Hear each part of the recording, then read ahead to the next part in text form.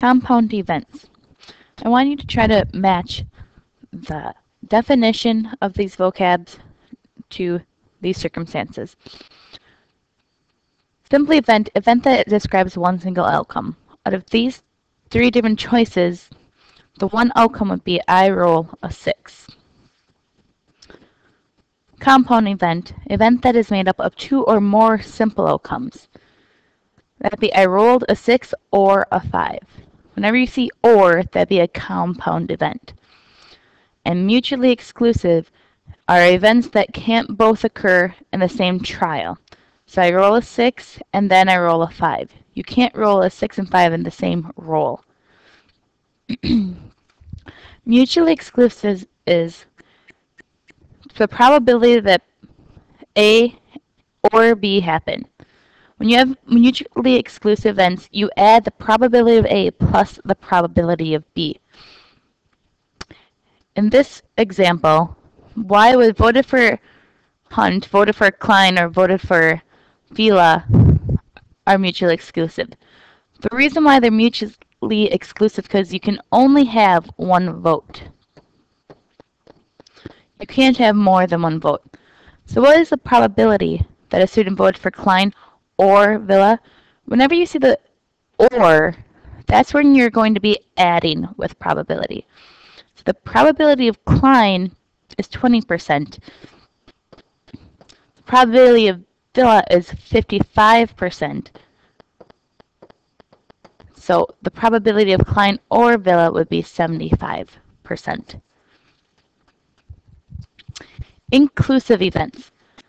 When you have the probability of A or B, you have to take the probability that A happened plus the probability of B and subtract the probability that both A and B happened in the same instance. So if I'm finding the probability of a 5 or an odd number, that'd be the probability of rolling a 5 plus the probability that it's odd, subtracting the probability that it's 5 and odd. Whenever you see odd, that's or whenever you see and, that's when both of them happen at the same time.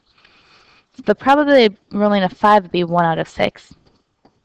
The probability of rolling an odd number would be 3 out of 6. And I have to subtract any time 5 is an odd number, which is 1 out of 6. So 1 plus 3 is 4, minus 1 would be 3 out of 6, which is the same thing as 1/2. Find the probability of rolling at least 1 4 when rolling 2 dice. So I want to find the probability of rolling a 4 plus the probability of rolling another 4, subtracting the probability that I rolled a 4 and then another 4. So the probability of rolling 1 4 would be 1 out of 6. The probability of rolling the next one a 4 would be 1 out of 6.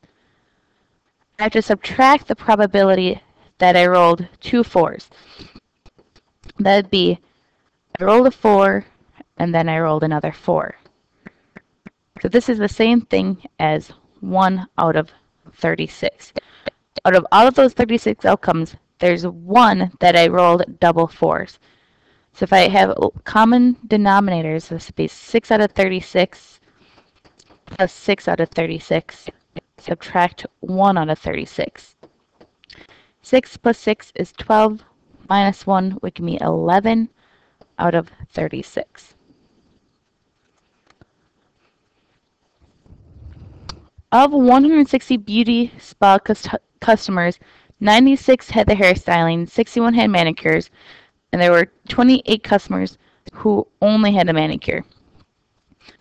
Before I read my probability, I'm going to draw a Venn diagram.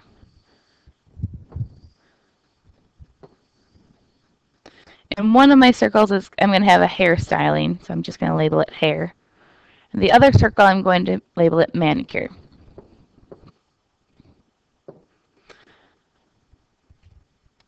So I know that there's only 28 people who only had a manicure.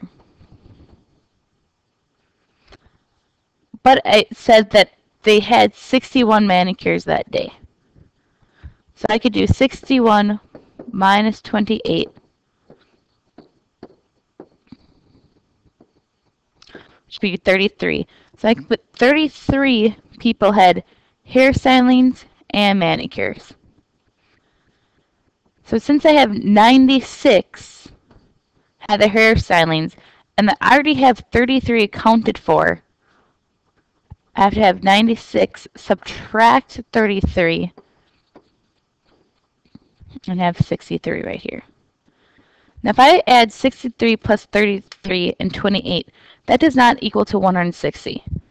I have 36 people left over who's not included in this, the hairstylings or manicures. So I'm finding the probability. What's the probability that a customer had a hairstyling or a manicure? So that's going to be these three numbers here. It doesn't say that they have to have only hairstyling or only a manicure, saying what's the probability that they had one or the other. So I have 63 who only had their hairstyling, plus 33 had both hairstyling and a manicure, and 28 had only a manicure. That would give me 124 out of 160, which both of those can be divided by 4, 31 out of 40. Would be my probability of a hairstyling or a manicure. So whenever you can, you should draw a Venn diagram so that you can visually see the information given. And one day, 5 different customers bought earrings from the same jewelry store.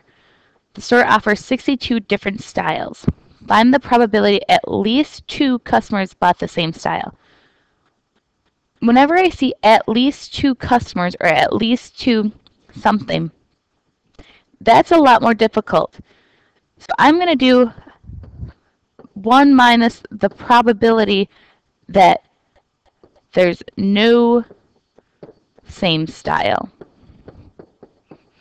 So it's a lot easier to find out the probability of no one having the same style than finding at least 2 customers with the same style. So I'm talking about no one had the same style. This is when order matters. So this would be permutation on top. So I have 62 different choices, and I'm choosing 5 of them.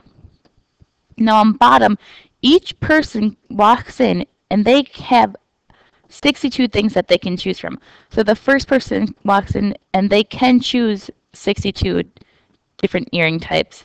And then the next person can choose 62 different earring types, and so forth. So when I write this out, it's going to be 1 subtract permutation of 62, choose 5 would be 62 times 61, 60, 59 times 58 over 62 raised to the 5th. You can do these in your calculator. You do not have to do them in your head. So if I were to write this out or figure this out, this would be 1 minus 0.848.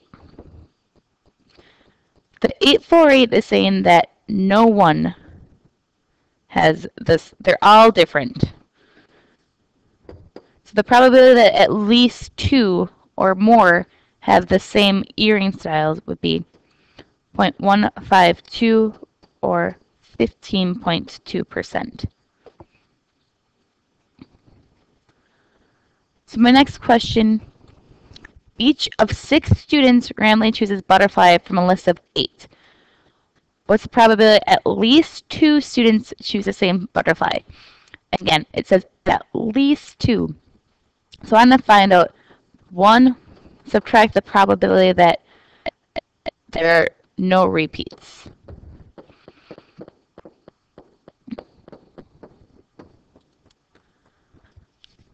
So I'll have 1 minus, I don't want repeats, so order matters here. So it'll be permutation. There's 8 different choices, 8 different types, and I'm choosing 6 of them. divided by, each student still has the option of picking from 8. So this would be 8 raised to the 6th, because there's 6 students, and each of those 6 students have an option of picking from 8 different butterflies. So this would be 1 subtract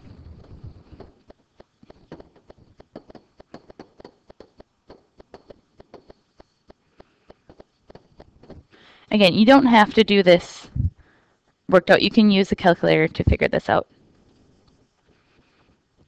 So that would be